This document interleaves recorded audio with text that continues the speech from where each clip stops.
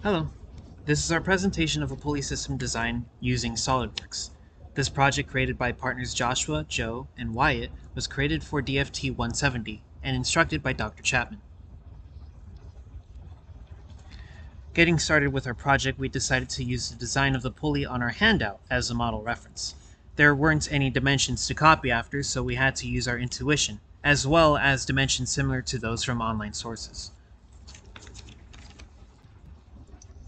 These are our hand sketches of the individual parts of the pulley system. Figure 1 shows the hex screw shows the hex screw. Figure 2 shows the washer. Figure 3 shows the pulley wheel. Figure 4 shows the bushing.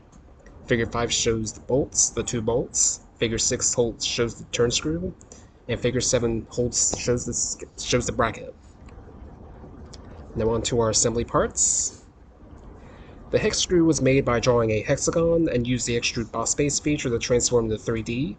Then we made a circle on the top and made a tangent with the hexagon. Then we made another circle which is 3.5 millimeters in diameter and transformed into a cylinder with a thread line.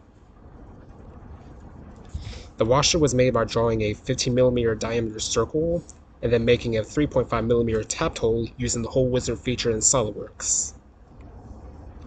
The pulley wheel was done by drawing a rectangle with a triangle cut out with a 45-degree angle and inserting a construction line at the bottom of the sketch. Then the revolve feature was used with using the construction line, and it was used to turn the sketch into a pulley wheel.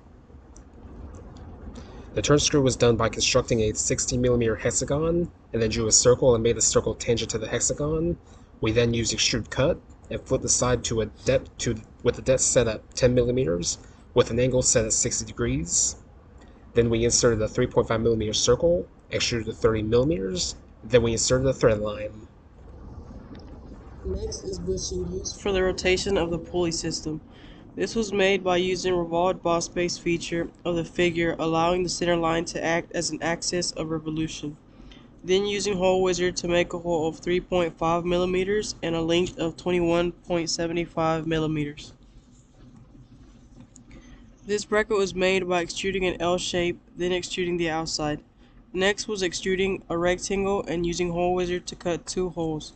Next, a line was made from the bottom left to the top right and trimmed entities to make it into a triangle and extruded it 1.25 millimeters and did the same to the other side using mirror entities.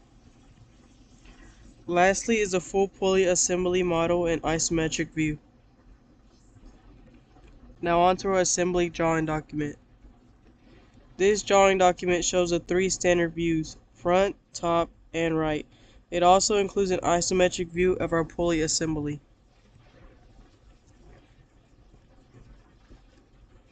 This is our simulation of a 98.1 Newton force being applied to the top of the pulley wheel, demonstrating the assembling strength during operation. It was decided that we used alloy steel as the material for the entire body. As can be seen, neither the turn screw nor the area around the pulley passed the given yield strength, showing our design to be completely safe. This video shows an animation of the assembly, where the pulley wheel spins around its center, as designed.